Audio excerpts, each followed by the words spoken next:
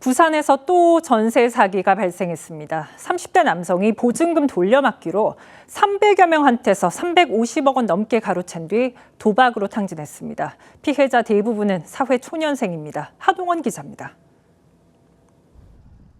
부산의 이 다가구 주택에 사는 한 남성은 4년 전 선순위 저당이 있는데도 괜찮다는 공인중개사의 말을 믿고 전세 계약을 했습니다. 하지만 30대 건물주는 보증금 2억 2천만 원을 돌려주지 못했고 해결하는 방법이 이제 자기가 이 건물을 다른 사람한테 넘기는 방법이 있다. 은행 빚을 갚지 못해 건물은 결국 경매에 넘어갔습니다. 건물 소유자는 30대 남성입니다. 그는 7년 전 지인 등으로부터 돈을 빌려 땅을 산 뒤 그 땅을 담보로 대출받아 건물을 지었습니다. 그리고 건물을 담보로 받은 대출과 세입자 보증금으로 돌려막기를 이어갔습니다. 이렇게 자기 돈 한 푼 안 들이고 지은 건물만 모두 9채. 공인중개사 등 20명은 안전한 전세라며 사기에 가담했습니다. 전세자금 대출까지 받은 세입자들은 길바닥에 나앉을까 불안 속에 살고 있습니다.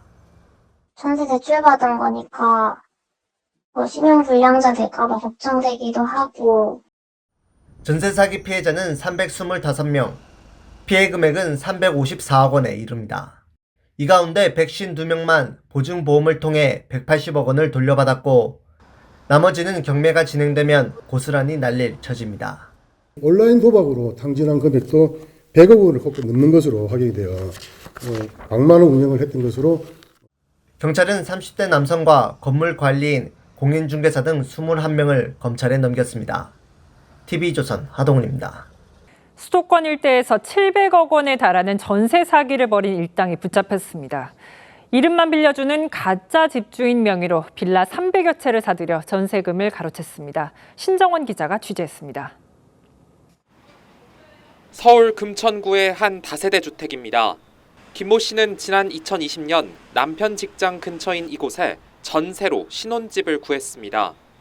하지만 계약을 맺은 지 3달 만에 갑자기 집이 세무서에 압류를 당했다는 통지를 받았습니다. 건축주는 피해자와 전세 계약을 맺은 다음 날 가짜 집주인 정모 씨에게 소유권을 넘겼습니다. 경찰 조사 결과 정 씨는 돈을 받고 명의를 빌려준 가짜 집주인이었습니다. 신축 처음에 분양할 때 건축주하고 이제 계약을 쓴 다음에 그 장문날 주인이 바뀌는. 주범들은 생활고를 겪는 56명을 동원해 명의만 바꿔 가짜 집주인을 내세운 뒤 전세금을 가로챘습니다. 지난 2020년부터 2년 넘게 수도권 전역의 빌라 306채에서 전세금 693억 원을 빼돌렸습니다. 가짜 집주인들은 전세금을 돌려줄 여력이 없었고 결국 김 씨와 같이 보험에 가입하지 않은 피해자들은 전세금을 돌려받지 못했습니다. 제가 할 수 있는 게 아무것도 없는, 거의 빚을 내서 이자를 내야 되는 상황. 경찰은 전세 사기 일당 71명을 불구속 상태로 검찰에 넘겼습니다. TV조선 신정원입니다.